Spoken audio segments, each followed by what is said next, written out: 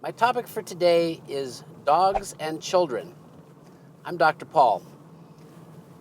This is a topic that I'm going to invite viewers to please be sensitive. It can be controversial, but also I really invite your input in whatever way you can do so that is constructive. You see, I'll share a little personal experience so you have an idea of where I'm coming from. As a pediatrician, I see children who've been bitten by dogs occasionally. It's not a common thing. And often the issue comes up, well, it's the breed. It's the breed of the dog. And, my most recent dog bite was a situation where it was a Labrador. Now, I've grown up with Labs, and they are the most friendly, safe, species of dogs that you could even imagine. Turns out, this particular Labrador was raised as a hunting dog. And so I think that really does speak to it's how the animal is raised and the environment within which that animal has been put. Having said that, dogs that have been trained to be police dogs, let's say, and I grew up in Africa where they were usually German Shepherds or Dobermans, and when those dogs are on the attack, I don't think there's much you can do. That's what they're trained to do. So these are dogs I think probably to avoid if you have small children. Sometimes children don't really know that they're antagonizing a dog. And the other thing about small children and dogs is, they may not read the signs that this dog is irritated. So I've been bitten twice as a child. The first time I was riding my bike and a dog just came out and attacked. Totally blindsided me. I had no opportunity to react. And, it was just one of those things. The second time I was bitten by a dog, it was my best friend's dog who I knew very well.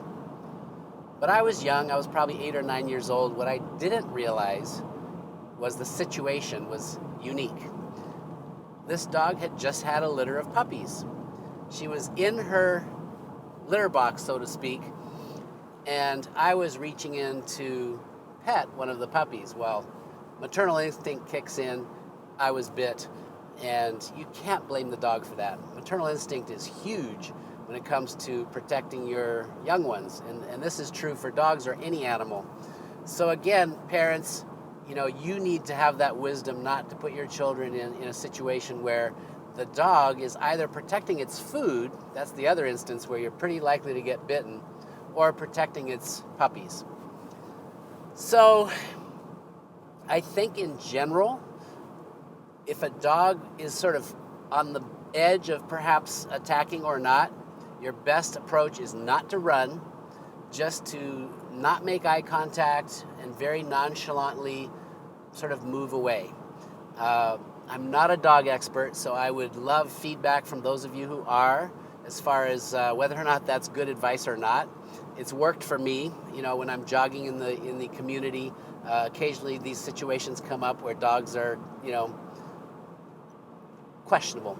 So in general, young children, you need to be careful not to leave them unattended with dogs. Just sometimes it's a prescription for trouble.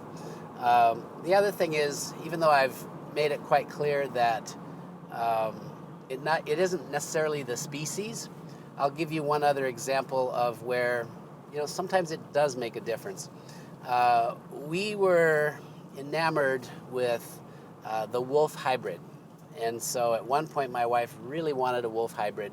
And we found one and purchased a puppy, 7/8 wolf. Very attractive dog or wolf. And, in retrospect, it was not wise. We still had young children. And what happened was, as this puppy became about 2 years old, 3 years old, I think instinct was just overwhelming. And the puppy, now a dog, wanted to rise in the pack. So our family was the pack, I was the alpha, and I had no trouble with this wolf dog. submitting and being well behaved for me. But we had instances where it looked very scary with what was happening with one of our children. And then our wolf dog attacked another dog in the neighborhood ferociously. So we had no choice but to find another home for that dog. But so I just want to say that if you are a parent and you're looking at getting a pet, you should consider the type of dog. I think it can make a difference. Consider the background, and if you can have input in training that dog, so much the better.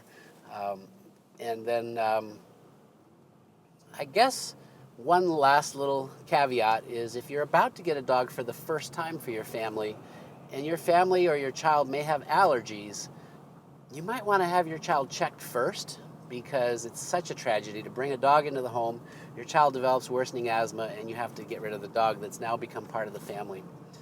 Thanks for watching. Please give me your input and responses and ideas. I appreciate your input. I'm Dr. Paul.